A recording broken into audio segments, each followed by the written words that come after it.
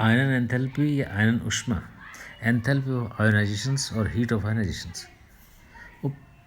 प्रेक्षणों के आधार पर दुर्बल अम्ल या दुर्बल क्षार की आयनन ऊष्मा की गणना की जा सकती है। एक मोल दुर्बल अम्ल और दुर्बल क्षार के पूर्ण आयनन में अवशोषित ऊष्मा को उस अम्ल या क्षार की आयनन ऊष्मा या आयनन एंथैल्पी के नाम से पुकारते हैं। वंस अगेन, एक मोल दुर्बल अम्ल या दुर्बल क्षार के पूर्ण आयनन में अवशोषित ऊष्मा को उस अम्ल या क्षार की आयनन ऊष्मा या आयनन एंथैल्पी कहते हैं। अब इस चीज़ को समझने के लिए कि हम सुटेबल एग्जाम्पल ले सकते हैं कि अमोनियम हाइड्रोक्साइड की 25 डिग्री सेंटीग्रेड आयनन एंथैल्पी की हमें गणना करनी है।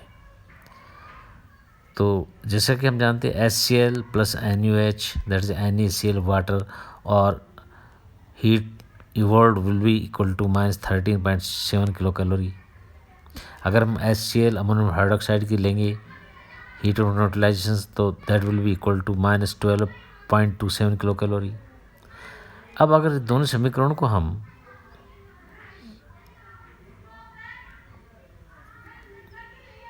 दोनों समीकरणों को देखें तो हम क्या कह सकते हैं कि HCl और NaOH को हम लिख सकते हैं कैसे, H positive plus OH negative, है ना, बनाएगा वाटर और उसकी होगी एंथैल्पी कितने उदासीन कण की ऊष्मा होगी -13.7 किलो कैलोरी। इसी प्रकार से अगर हम अमोनियम हाइड्रोक्साइड है ना प्लस पॉजिटिव तो उसमें अमोनियम प्लस वाटर होगा दैट इज़ -12.27। ये इक्वेशन सेकंड के लिए अर्थात HCl प्लस अमोनियम हाइड्रोक्साइड के लिए है। और दोनों को अगर हम घटाएं तो हमें क्या मिलेगा, ammonium hydroxide ammonium positive plus OH negative that is equal to positive 1.43 kilocalorie. तो इस प्रकार से ये जो ऊष्मा प्राप्त हुई है पॉजिटिव 1.43 किलो कैलोरी, इसे ही हम क्या कहते हैं, आयनन ऊष्मा के नाम से पुकारते हैं। अब आयनन ऊष्मा के लिए उदासीनीकरण की एंथैल्पी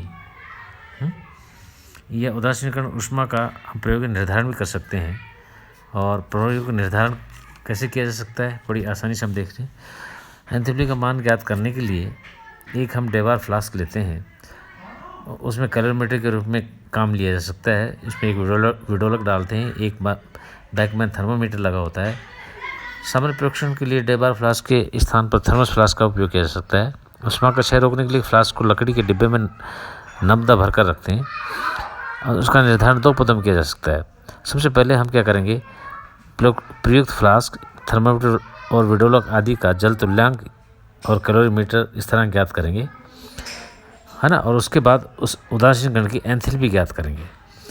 तो फ्लास्क में माना पहले हम M1 ग्राम जल लेते हैं, उसका तापमान T1 नोट कर लेते हैं। इस प्रकार अब M2 ग्राम गर्म जल लिया जाता है जिसका तापमान T2 हो।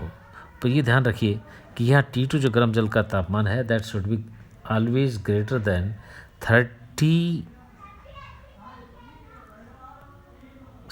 to 35 degree centigrade from temperature 1। अब दोनों को मिक्स किया जाता है, मिश्रण विडोलित करके इनका मिश्रण का तापमान ज्ञात किया जा सकता है that is equal to T3। तो इस प्रकार ठंडे जल एवं फ्लास्क आदि द्वारा ग्रहण की ऊष्मा होगी M1 T ब्रैकेट शुरू T3 minus T1 plus W T3 minus T1। W क्या है, इसका जल तुल्यांक है।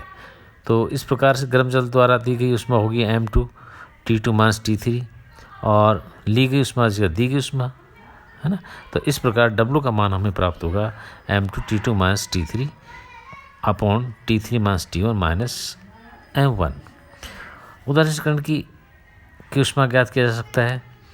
अब दोनों टेम्परेचर, अब क्या करेंगे हम, अब थर्मस फ्लास्क में जो HCl है या जो भी एसिड है 1 ग्राम तुल्यांक लेंगे, उसका निश्चित मात्रा लेंगे, उसको हमने डाल दिया थर्मस फ्लास्क में, टेम्परेचर नोट कर लिया। फिर NaOH ले लेंगे, HCl लिया, फिर NaOH ले लेंगे, उसकी मात्रा डाल देंगे, फिर उसका टेम्परेचर नोट कर लेंगे और फिर दोनों का मिश्रण जैसे ही हम मिलाएंगे उसका तापमान हम नोट कर लेंगे।